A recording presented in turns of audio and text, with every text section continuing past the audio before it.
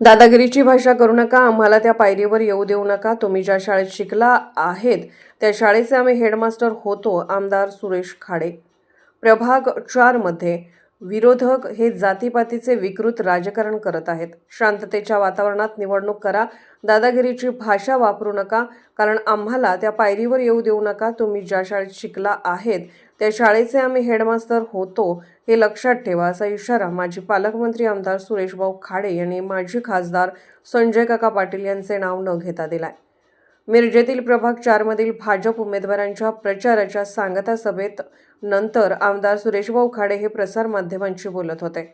उमेदवार निरंजन आवटी, उमेदवार मोहन वाटवे, उमेदवार विद्या नलवडे, अपर्णा शेटे, ज्येष्ठ नेते मकरंद देशपांडे, दीपक बाबा शिंदे यांच्यासहित पदाधिकारी कार्यकर्ते मोठ्या संख्येने उपस्थित होते. तत्पूर्वी दत्त मंदिर पासून ब्राह्मणपुरी परिसरामध्ये मोठी पदयात्रा काढण्यात आली. दरम्यान भाजपाचे उमेदवार निरंजन आवटी आणि माजी खासदार संजय काका पाटील यांचे नाव न घेता टीकास्त्र सोडलं आहे. मिरजेत प्रभाग 4 मध्ये सध्या गुंडगिरी सुरू आहे. माझ्या विरोधात तासगावचे पाखरू प्रभाग 4 मध्ये फिरत आहे. मी तुमच्या मुलाच्या वयाचा आहे, पण तरीही माझा पराभव करा असे म्हणून तुम्ही फिरत आहे, पण काही फरक पडणार नाही. माझ्यासहित सर्व 4 उमेदवार विजयी होणार असा दावा भाजपाचे उमेदवार निरंजन आवटी यांनी केला आहे. ही सांगता सभा आहे, मागच्या कामं केली होती आणि नवीन संकल्पना सुद्धा तुम्ही मांडलेल्या आहेत. कशा पद्धतीनं आज सांगली, मिरज महानगरपालिका, कुपवाड महानगरपालिकेची प्रचाराची सांगता होते इथं. आज प्रभाग क्रमांक 4 मध्ये आम्ही सांगता इथं आयोजित केली.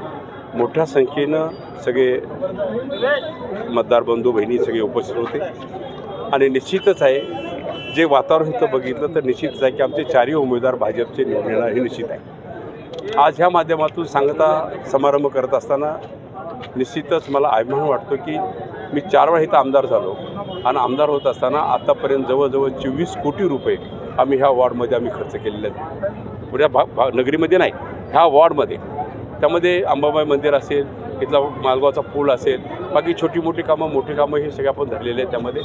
पण एक प्रस्ताव असा होता की त्या प्रस्तावामध्ये इथून पुढं जे रस्ते आहेत, लोकांची तक्रार आहे, डांबर टाकत गेलो, रस्ते झाले उंची आणि घरं आणि दुकान झाली खाली.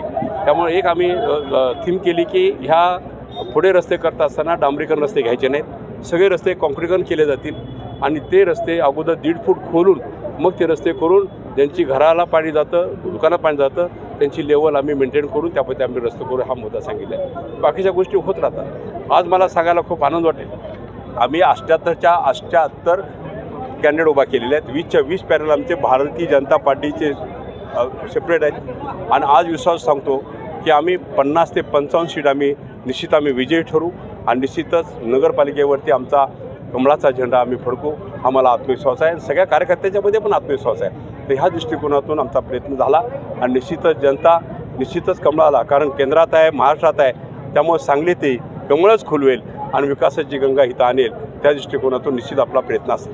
बालेकिल्ला, भाजपचा हा बालेकिल्ला आहे, वातावरण सुद्धा या ठिकाणी कायम चांगले शांत असते, मात्र कुठेतरी गुंडगिरीचा आरोप होतोय, जातीपातीचं राजकारण पुढे केलं जाते, हे कितपत योग्य आहे? हे विकृती आहे, हे संस्कृती नाही आहे, त्यांना विकृती नाही आहे. त्यामुळं जातीवादाचं राजकारण करणं आणि दादागिरी करणं हे करणं, आता दादागिरी करणं हा विषय थोडासा वेगळा आहे, पण दादागिरी कोणी करू नये.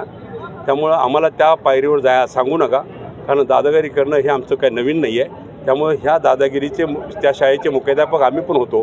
त्यामुळे ह्या भानगडीत कोणी पडू नका आणि शांततेने राहावं, एवढंच आपल्याला सांगायचं आहे.